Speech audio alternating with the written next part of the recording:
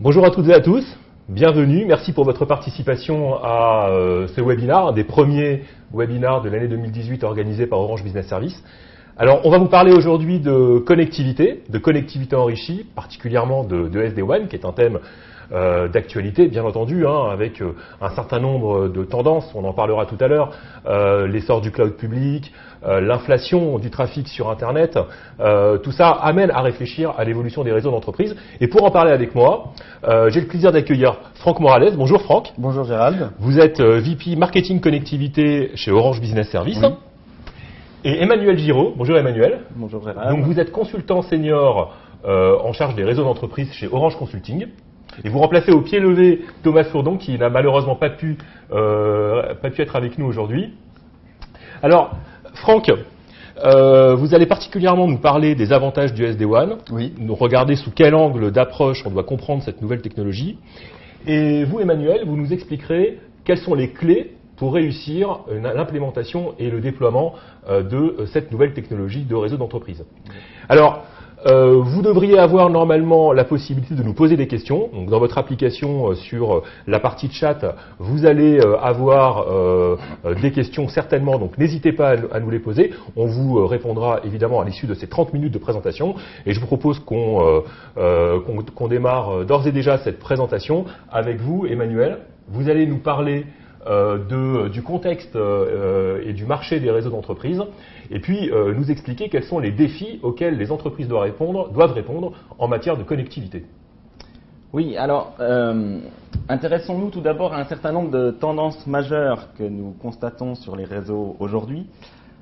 La première tendance majeure, c'est la forte croissance des usages Internet. Aujourd'hui, le trafic Internet peut représenter jusqu'à 80% du trafic WAN d'un site distant entreprise. Ceci est lié à la transformation digitale des entreprises et à l'utilisation de plus en plus importante des applications cloud comme Microsoft Office 365 ou Google Suite pour le travail collaboratif. Autre tendance majeure, le fait de remettre l'utilisateur au cœur de nos préoccupations. Effectivement, la qualité de l'expérience utilisateur est un facteur clé de succès de la transformation digitale parce que c'est cela qui va permettre de favoriser l'adoption des nouveaux usages. Et paradoxalement, avec le cloud, les DSI peuvent perdre le contrôle sur une partie de leur infrastructure et manquer de visibilité sur cette qualité d'expérience utilisateur. Et enfin, dernière tendance, la softwareisation. Tout devient software defined, à commencer par les réseaux WAN avec l'avènement des solutions SD-WAN dont nous allons parler aujourd'hui. En tant que consultant réseau, j'accompagne régulièrement des clients dans l'évolution de leurs infrastructures de connectivité et je constate souvent les mêmes enjeux en termes de connectivité. Le premier d'entre eux, c'est la performance des applications cloud. Il faut assurer une bonne expérience utilisateur lors de l'utilisation de ces applications cloud qui sont accessibles au travers d'Internet. Le deuxième enjeu, c'est la sécurité. Il faut sécuriser un périmètre plus large, lié au fait que les réseaux sont de plus en plus ouverts sur Internet, vers le cloud, vers les clients, vers les partenaires. Un enjeu sur la visibilité et le contrôle. Il faut pouvoir mesurer la performance et être agile pour adapter la connectivité à des évolutions de typologie de trafic, évolutions qui sont de moins en moins prédictibles car de plus en plus liées à l'adoption des nouveaux usages. Et tout ça, bien entendu, sans exploser les coûts télécoms. Et donc, ça passe bien souvent par un besoin de refondre les architectures réseau. Le SD-WAN est un nouveau concept réseau qui a pour ambition de répondre à l'ensemble de ces enjeux.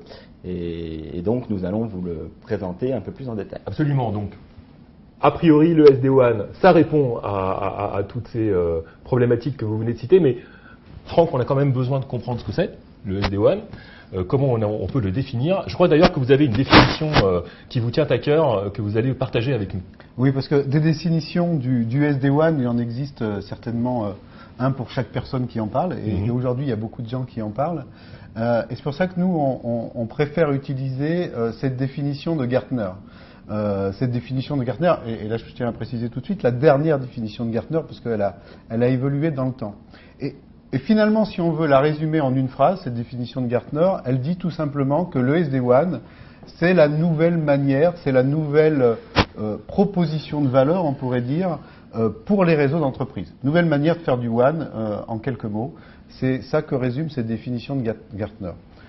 Le SD-WAN, à l'origine, c'est une brique technologique qui a été créée, inventée par un certain nombre d'acteurs. Hein. Les noms sont connus aujourd'hui. Hein. C'est Viptela, c'est VeloCloud, c'est SilverPeak, c'est Riverbed.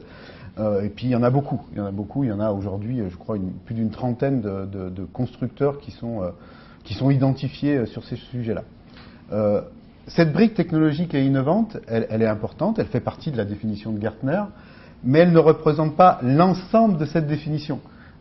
Et ça, Emmanuel l'a très bien décrit, parce que la transformation digitale, c'est quelque chose qui est large, qui concerne l'ensemble de l'entreprise, et je pense qu'on aura l'occasion d'y revenir.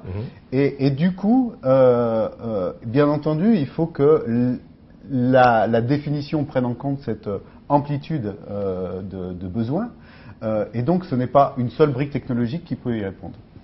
Donc cette brique technologique, elle est intégrée, et elle est intégrée avec deux niveaux de compatibilité dans cette définition de Gartner. Le premier niveau de compatibilité, c'est la compatibilité par rapport à votre service réseau actuel. Vos accès, vos services qui vous permettent d'accéder au cloud, bien entendu, la sécurité, la voix. La voix est une des premières applications que l'on a aujourd'hui sur nos réseaux d'entreprise.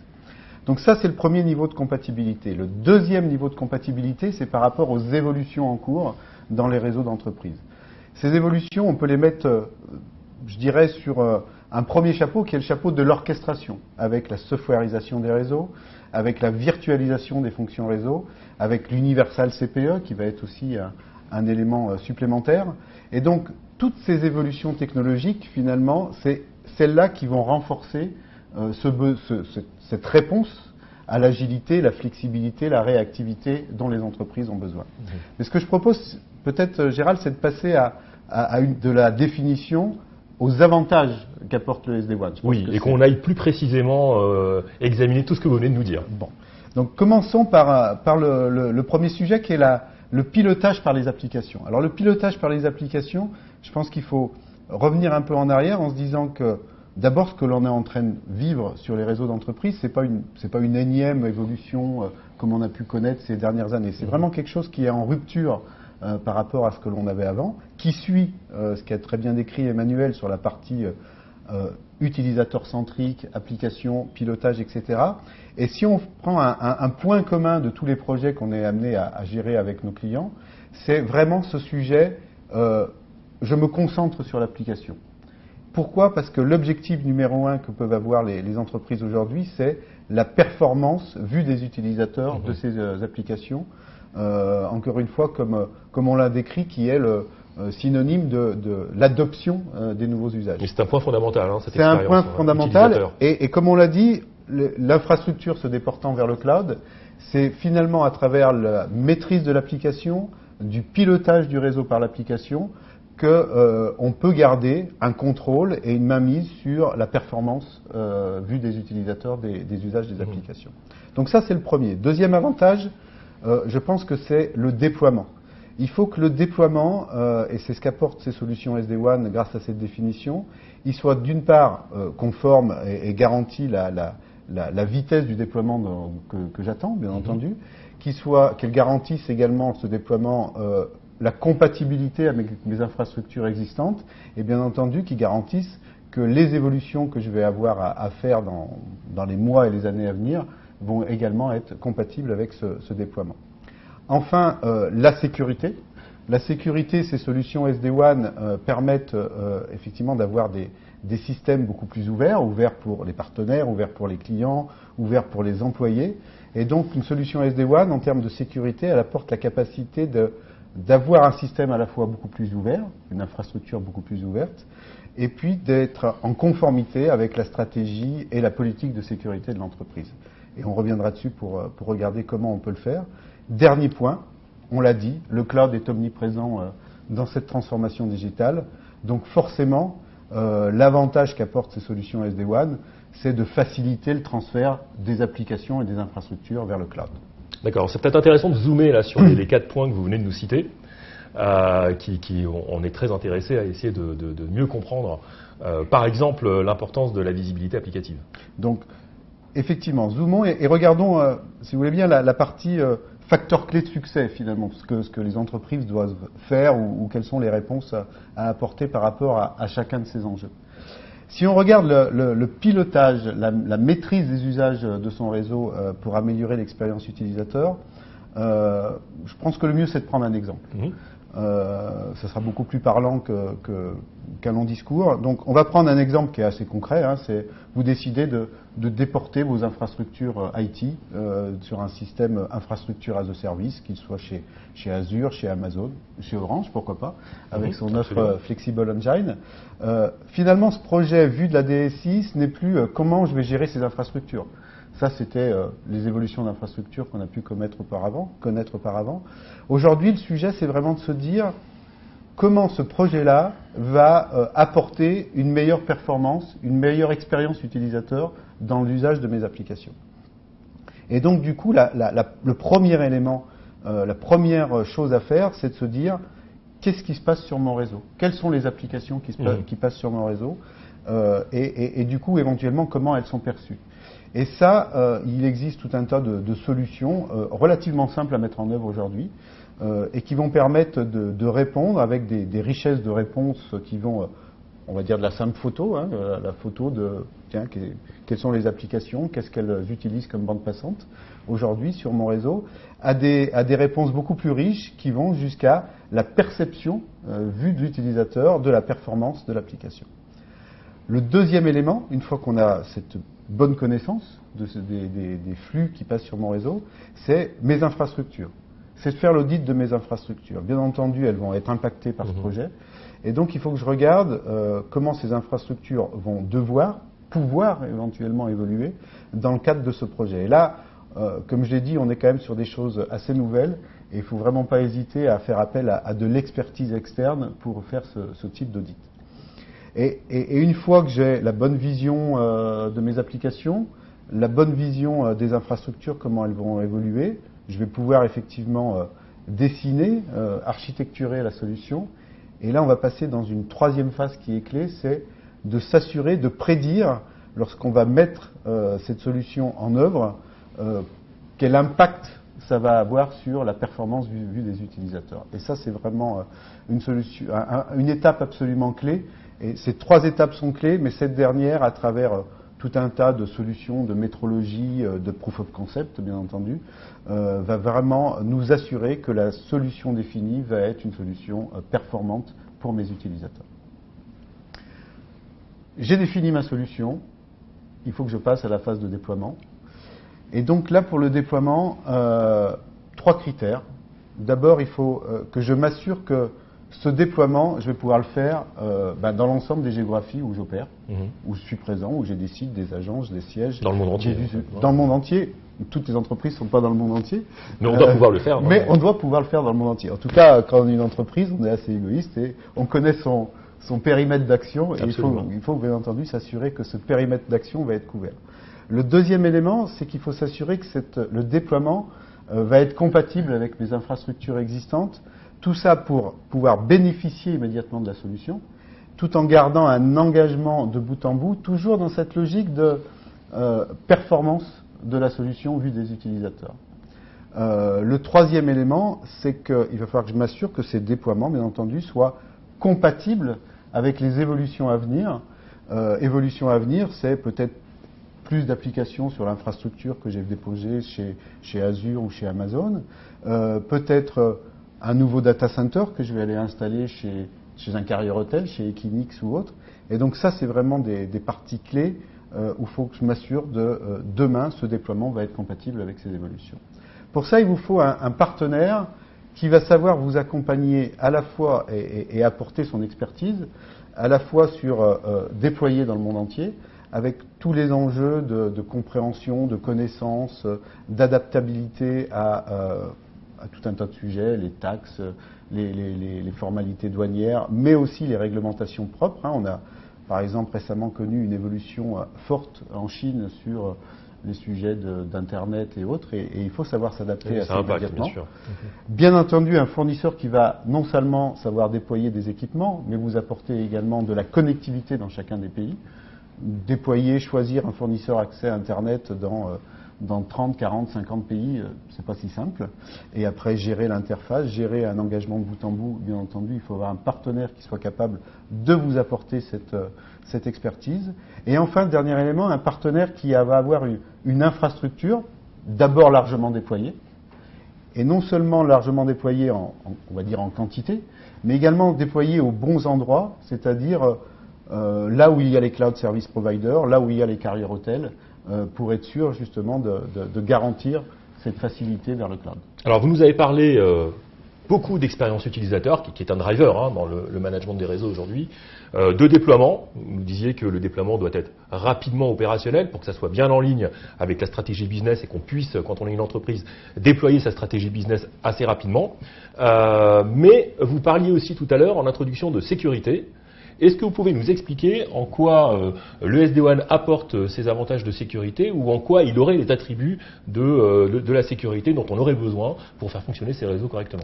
Oui, alors, comme on l'a dit, peut-être en rappel, c'est vraiment de se dire qu'on a besoin dans le cadre de la transformation digitale, la cloud transformation, etc., on a besoin d'avoir des systèmes, des infrastructures, des applications beaucoup plus ouvertes pour les clients, ouvertes pour les employés, ouvertes pour les partenaires. Et donc, forcément, cette ouverture passe par des flux Internet beaucoup plus importants. Et je pense que les données qu'Emmanuel a présentées montrent qu'ils peuvent déjà être très, très, très importants. Donc il va falloir sécuriser ces données avec la mise en place de la réglementation GDPR en Europe dans quelques mois maintenant. On voit bien l'importance vitale que revêt pour les entreprises de savoir sécuriser et protéger d'abord leurs données, ensuite les employés et les clients qui utilisent ces données ou qui sont partie de ces données. Les solutions SD-WAN, on a l'habitude de les classifier en trois grandes catégories en termes de sécurité. La première catégorie, c'est l'équipement lui-même. L'équipement lui-même a intrinsèquement une partie de la réponse sécurité qui peut être tout à fait conforme pour certaines entreprises à leurs besoins en termes de sécurité, à la stratégie qu'elles ont définie. On peut compléter ou on peut apporter une deuxième brique de sécurité avec une solution SD-WAN qui sont les solutions cloud.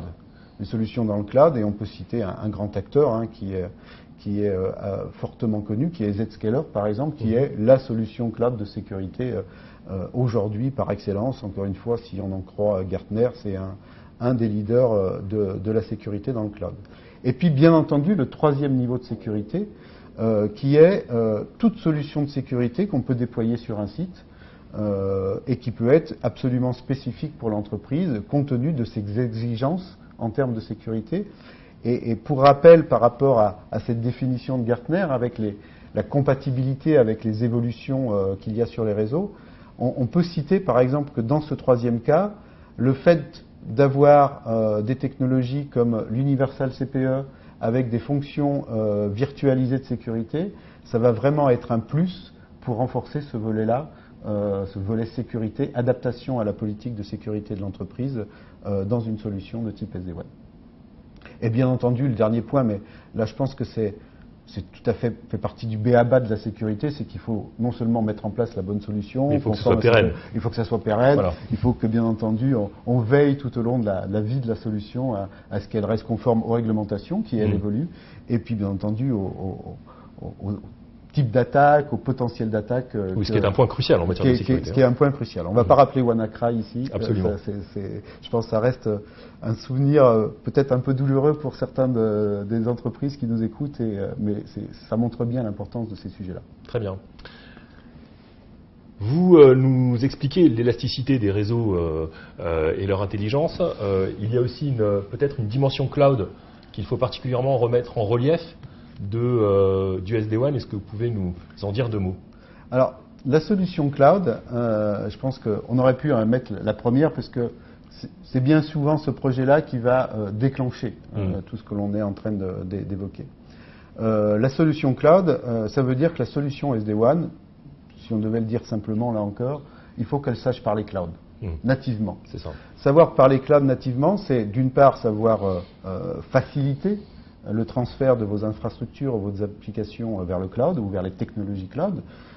Ça peut être du cloud public, mais ça peut être aussi du cloud privé ou hybride, bien entendu. Et donc pour ça, il faut encore une fois que vous ayez un partenaire, une compétence à vos côtés qui sait travailler avec les grands acteurs du cloud, que sont les cloud service providers. On cite toujours les mêmes, mais c'est vrai qu'ils sont assez forts sur le marché. Azure, Amazon, j'oublie pas Orange avec Flexible Engine.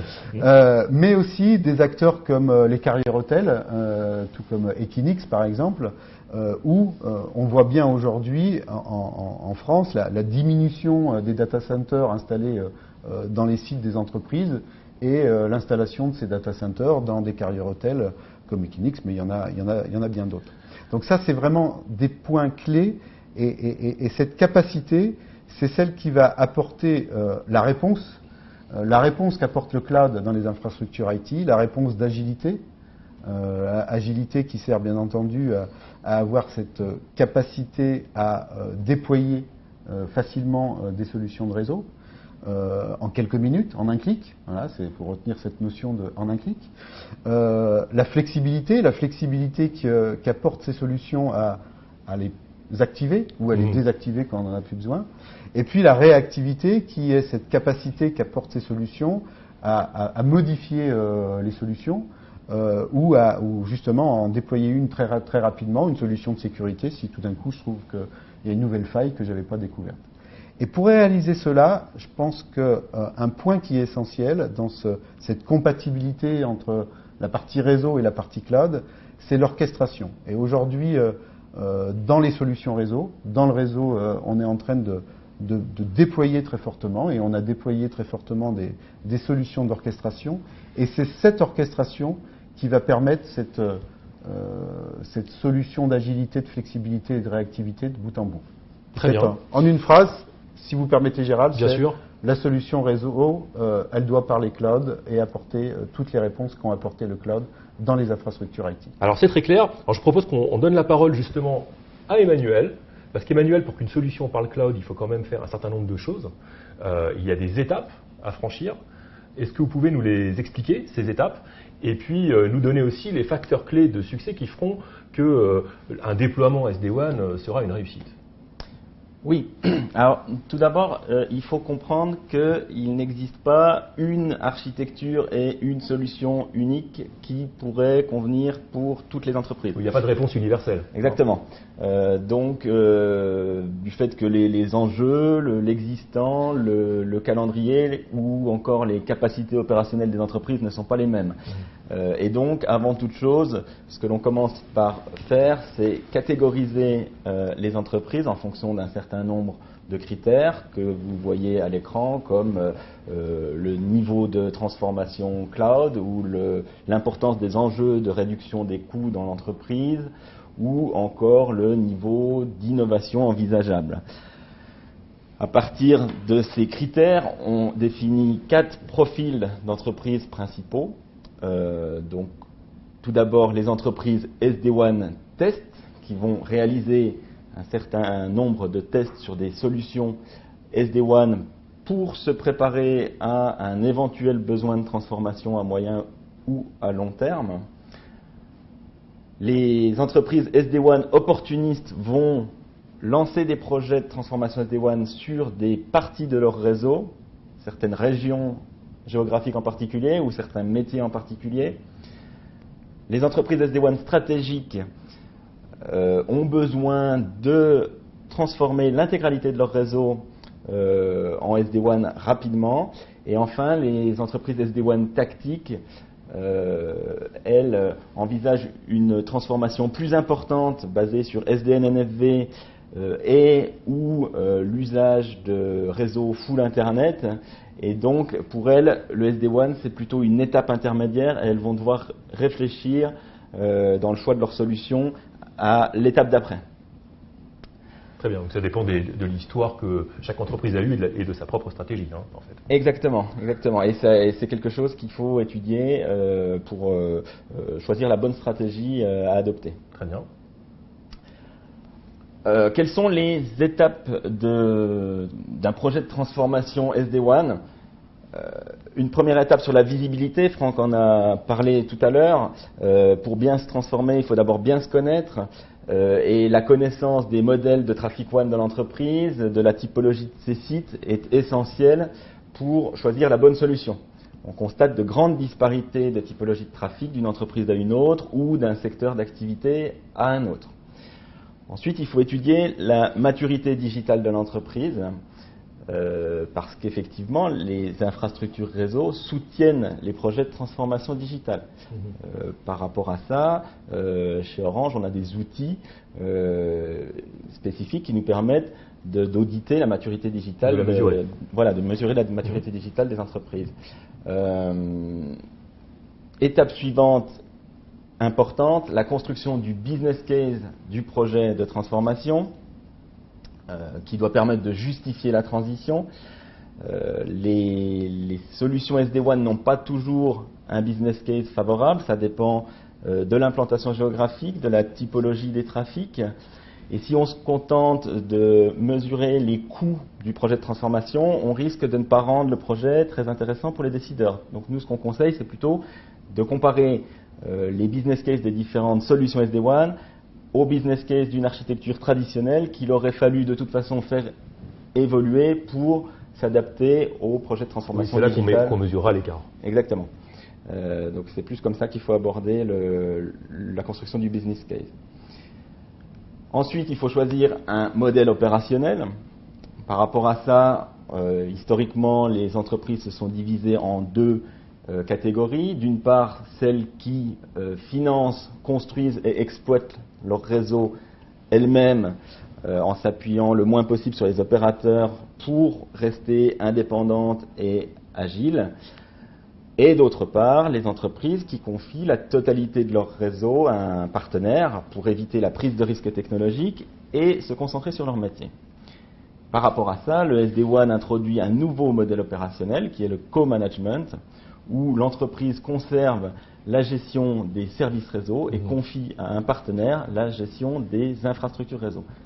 C'est un peu le meilleur des deux mondes, dans le sens où je garde la maîtrise et l'agilité sur mes services, tout en laissant les coûts et les risques technologiques liés aux infrastructures à un partenaire. Et ce que vous dites en fait au final, c'est qu'il faut tester.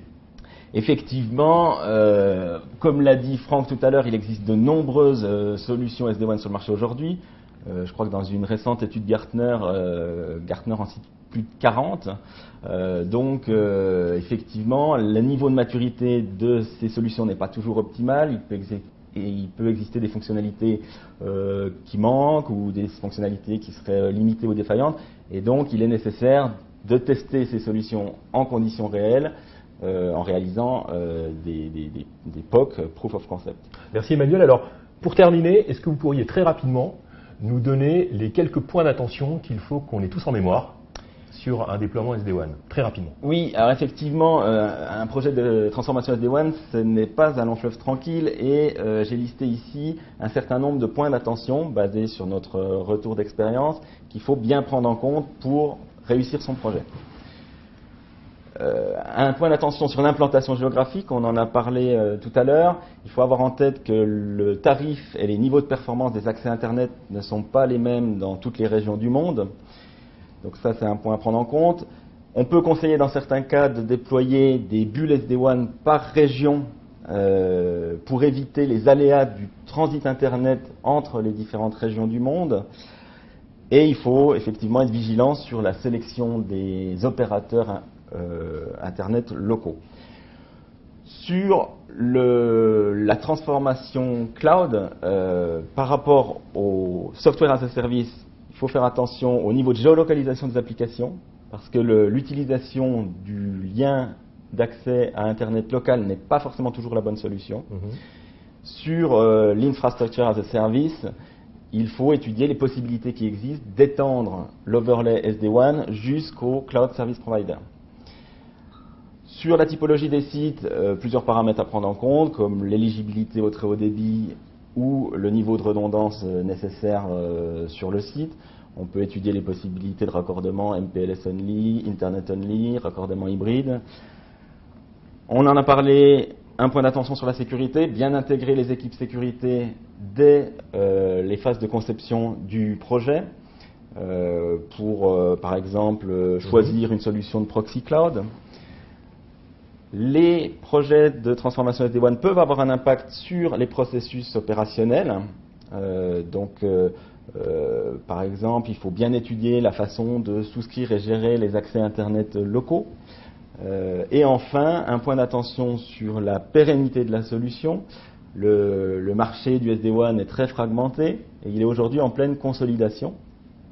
On a assisté l'année dernière au rachat de 2 acteurs majeurs du marché, Viptela racheté par Cisco et VeloCloud racheté par VMware. Donc ça montre à quel point il faut être vigilant dans le choix de sa solution et de son partenaire. Et dernière chose, sur la pérennité, bien dimensionner les boîtiers SD-WAN pour ne pas devoir les remplacer de manière anticipée à court terme en cas d'évolution des débits, des usages ou des niveaux de cryptologie souhaités sur les boîtiers. Alors, merci beaucoup Emmanuel pour ces points d'attention. Merci également à Franck. Alors, nous vous avions donné la parole au travers de questions que vous pouviez poser durant cet exposé. Visiblement, vous avez bien utilisé cette possibilité puisqu'on a, Franck et Emmanuel, beaucoup de questions. Donc, je ne suis pas certain que nous aurons le temps de pouvoir y répondre en 15 minutes, mais nous prenons l'engagement vis-à-vis de vous de vous répondre de toute façon au maximum dans les 48 heures. On va tout de suite commencer ces questions. Peut-être une question pour vous, Franck. Alors, je vous la lis, telle qu'elle m'apparaît sur l'écran. Pourquoi les opérateurs télécoms historiques comme Orange sont-ils plus pertinents que les intégrateurs réseau pour fournir des solutions SD-WAN ? C'est une très bonne question.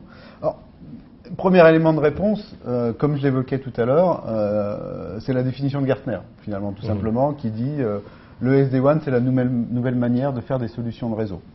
Le métier d'Orange, c'est d'apporter des solutions de réseau et de connectivité à ses clients, bien entendu, au-delà d'autres choses, dans des projets encore plus globaux, mais finalement, c'est notre métier. Donc, on considère qu'on est tout à fait légitime à apporter. Après, quels sont les éléments, je dirais, de clés qui nous paraissent apporter de la valeur dans notre proposition ? Je crois que le premier élément, c'est, et on en a dit l'importance, c'est que depuis des années, on a une capacité à la fois de déploiement de solutions, d'exploitation de solutions. On est capable d'opérer dans 220 géographies dans le monde. On est présent localement avec des équipes dans 160 pays. Donc cette capillarité, cet accompagnement qu'on est capable de faire de nos clients, il est absolument différenciant dans le fait d'apporter ces solutions. Le deuxième élément, c'est vraiment un point clé qui est l'évolution des réseaux. Nos réseaux ont évolué. On est capable aujourd'hui, et on l'a démontré, on l'utilise au quotidien, d'orchestrer des solutions de bout en bout, de l'équipement qu'on va installer dans vos sites, jusqu'à des fonctions virtualisées qui peuvent être tout à fait sur le site ou qui peuvent être dans notre réseau y compris. Donc ça apporte cette dimension. Encore une fois, l'orchestration, c'est ce qui fait que le réseau va parler le même langage que le cloud. Troisième élément, on est capable, et c'est encore une fois notre métier, d'intégrer et d'apporter de la valeur avec des partenaires clés, et c'est ce que l'on fait sur le SD-WAN. On a aujourd'hui une sélection de partenaires clés avec qui on travaille pour apporter l'ensemble de ces solutions. Que vous avez cité un peu tout à l'heure d'ailleurs. Que j'ai cité, j'ai cité effectivement quelques grands noms. Tous ne sont pas nos partenaires aujourd'hui, mais pourraient le devenir à l'avenir. En tout cas, on se concentre pour l'instant sur un nombre restreint pour justement apporter ces solutions. Et puis, comme l'a très bien dit Emmanuel, c'est un marché qui évolue beaucoup. Viptela racheté par Cisco, bien entendu, c'est quand même entre guillemets une petite révolution sur le marché. Et donc on s'attend probablement, même si on est informé de rien, à avoir d'autres types d'évolutions de cette manière-là. Alors les questions se font finalement plus précises que ça, puisqu'on nous demande quelles offres SD-WAN sont immédiatement disponibles aujourd'hui, alors que ce soit en France et évidemment dans le monde, parce qu'on a bien compris que nous avions une empreinte mondiale dans vos propos. Alors aujourd'hui, on a l'ensemble des solutions SD-WAN qui sont possibles, c'est-à-dire qu'on sait déployer d'ores et déjà des solutions physiques, ce qu'on appelle des appliances, dans l'ensemble des pays. On sait bien entendu, et ça depuis 5 ans, on a des solutions hybrides dans nos catalogues de solutions réseau, donc on sait sourcer des accès à Internet. Donc ça c'est la deuxième partie de la réponse. Et bien entendu, on sait d'ores et déjà apporter des réponses sur tout type de design, et Emmanuel l'évoquait, que ce soit des designs sur du total Internet accès dans le monde entier, en tout cas dans l'ensemble des pays, ou que ce soit des designs qui permettent d'assurer cette compatibilité avec nos solutions réseau actuelles, ce qui est aujourd'hui une des premières demandes de nos clients, effectivement de commencer à déployer, pourquoi pas dans quelques géographies, mais que ça soit compatible avec les solutions actuelles. Donc on a l'ensemble du catalogue qui est disponible aujourd'hui. Très bien. Alors, et on va introduire, juste pour compléter, dès le deuxième trimestre 2018, la capacité d'apporter ces solutions en mode virtualisé sur des Universal CPE, ce qui sera là, on va démarrer vraiment sur les solutions qui vont donner toute cette agilité et cette flexibilité. Alors on a beaucoup de questions sur quelles sont les entreprises qui sont concernées par le SD-WAN. Alors des questions de taille, est-ce qu'il y a une taille cible, est-ce qu'il y a une logique plutôt de multisite ou de monosite? Qu'en est-il par exemple pour les entreprises qui ne sont pas monosites, France, internationale, voilà. Quelles sont les caractéristiques d'une entreprise qui est particulièrement intéressée, qui sera particulièrement intéressée par tous les avantages qu'on a décrits tout à l'heure? Alors si je dois d'abord qualifier les 3 éléments clés qui pousse une entreprise à penser au SD-WAN, c'est l'agilité, et je ne mets pas d'ordre, agilité, l'efficacité des coûts et la robustesse de la solution.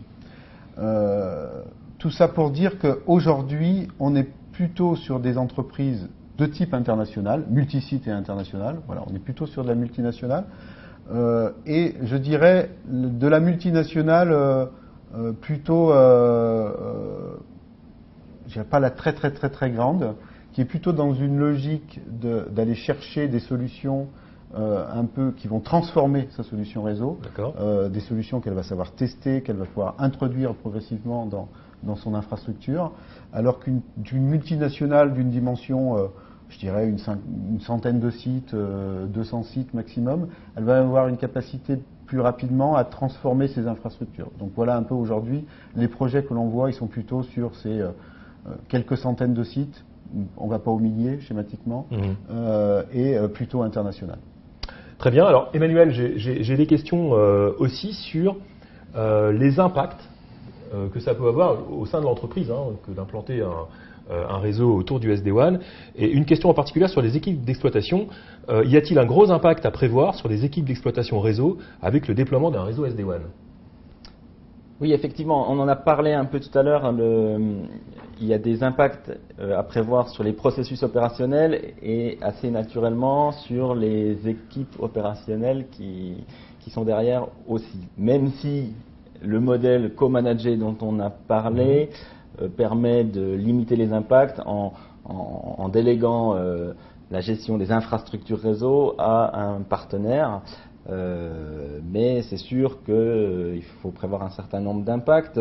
Le travail peut changer un peu. A priori, moins de configuration CLI, plus d'utilisation d'un portail de gestion des services agnostique aux technologies. Donc c'est des évolutions qui sont pas des révolutions, mais qu'il faut potentiellement accompagner avec de l'accompagnement à la conduite du changement. C'est des choses qu'on fait assez régulièrement, nous, en tant que consultants chez les clients. Donc, l'accompagnement au changement, c'est de la formation des équipes, mais pas seulement. C'est aussi l'adaptation des processus. C'est aussi, par exemple, la définition d'une stratégie de communication pour accompagner ces évolutions-là. Donc, c'est effectivement des choses qu'il faut prendre en compte quand on se lance dans un projet de transformation SD1. Si je peux rebondir sur ce que vient de dire Emmanuel, c'est vraiment partie des échanges qu'on a avec nos grands clients, cet aspect-là. Il y a une première chose, c'est que les impacts, bien entendu, ils arrivent et ils sont un peu les mêmes impacts que le déport des infrastructures vers le cloud, finalement, où on perd, je dirais, les mains dans la technologie, dans la technique des équipes informatiques. Et là, on va avoir un peu les mêmes impacts pour les équipes réseau dans les entreprises. Et du coup, c'est vrai, nos clients nous demandent vraiment de qualifier avec eux ces impacts. Donc ça, c'est assez important. Et ils le voient assez bénéfiquement en se disant, effectivement, je vais déporter ces sujets un peu de vraiment technique, d'interface, de programmation CLI, etc., que je dois faire au quotidien. Et je vais pouvoir me concentrer sur l'accompagnement de mes métiers dans leur développement de la transformation digitale et donc dans les objectifs business de l'entreprise. Et ça, c'est vraiment un changement qui est assez fort. Aujourd'hui, ils nous demandent de vraiment, y compris dans le volet diagnostic, performance de bout en bout des solutions, de l'utilisateur à l'application, si on est capable, et ce qu'on est capable de faire aujourd'hui avec nos solutions, de leur, entre guillemets, garantir cette performance. On l'a vu au début, je crois que ça faisait partie des premiers éléments de contexte qu'aujourd'hui les entreprises perdent et les équipes IT perdent beaucoup de temps à trouver pourquoi une application n'est pas assez performante, etc. Donc si on est capable de leur apporter cette performance, de faire les diagnostics, eux ils vont se concentrer sur le développement du business avec leur ligne de métier et c'est une évolution qui est plutôt assez bien accueillie de la part de nos clients. Très bien. Merci beaucoup Franck, merci Emmanuel pour ces réponses. Alors, on n'a pas pu répondre à toutes vos questions, vous l'aurez constaté, mais on se propose bien évidemment de pouvoir vous répondre rapidement. J'ai quand même, Franck, une question là qui revient et j'ai très envie de vous la poser parce que c'est un sujet, vous parliez tout à l'heure de l'importance d'avoir de la visibilité sur ce qui se passe sur le réseau et j'ai envie de vous redonner quand même la dernière question, la parole là-dessus. La question qui est posée, c'est la personne fait le constat que le déploiement de solutions de visibilité est long et coûteux, c'est ce que la personne dit. Est-ce qu'il y a une synergie possible sur ces solutions de visibilité et les solutions qui offriront le service SD1 ? Est-ce qu'on peut avoir une synergie qui accélère en fait ? D'abord oui, la réponse est oui et c'est bien le but. Donc effectivement aujourd'hui les solutions de visibilité applicative que l'on déploie nécessitent bien souvent un déploiement, un vrai déploiement de ce qu'on appelle de sondes. Donc on est en train de mettre en place des solutions que l'on teste concrètement avec des clients où on n'aura plus besoin de déployer de sondes, où on va pouvoir faire ce qu'on appelle du deep packet inspection en bon français. Tout ça sans déployer d'équipement, ce qui va nous permettre de gagner en temps. Et puis on a aussi un deuxième type de solutions qui sont des solutions basées dans le cloud qui permettent d'analyser effectivement le trafic sans encore une fois avoir à déployer d'équipement sur site. Donc c'est ces solutions-là qu'on va mettre en œuvre dans le cadre de rapidement déployables et efficaces. Très bien. Eh bien merci à vous deux pour avoir répondu à ces questions. Alors en conclusion, ce webinaire touche à sa fin. J'ai trois petites choses à vous dire. D'abord la première, c'est que on ne vous dit pas au revoir, on vous dit à bientôt, puisque Orange organise son Orange Business Summit à Paris, au Palais des Congrès. Ça se déroulera le 4 et 5 avril prochain. Donc faites-nous savoir si vous n'êtes pas encore invité, que vous souhaitez l'être, auquel cas nous vous enverrons assez rapidement une invitation. La deuxième chose, donc venez nombreux, parce qu'on va vous parler de SD1, mais on va aussi vous faire des démonstrations et on va vous parler de plein d'autres sujets, bien entendu, on a beaucoup de choses à vous raconter. La deuxième chose, c'est que vous allez recevoir un mail qui va vous permettre de réécouter ce webinaire avec un certain nombre de documentations qu'on y associera et qui illustrera tout ce qu'on s'est raconté. Et je crois que c'est tout les 2 points que je voulais vous citer. Il me reste à vous remercier pour votre attention, à vous dire ah oui, le questionnaire de satisfaction, voilà. Merci. Effectivement, vous avez sur votre écran un questionnaire de satisfaction, donc vous aurez la gentillesse de bien vouloir remplir. Voilà, il me reste à vous remercier. On vous remercie de votre attention, on vous remercie de votre participation et nous vous disons à bientôt lors d'un prochain webinar ou le 4 et 5 avril à l'Orange Business Summit. Très belle journée à vous tous. Au revoir.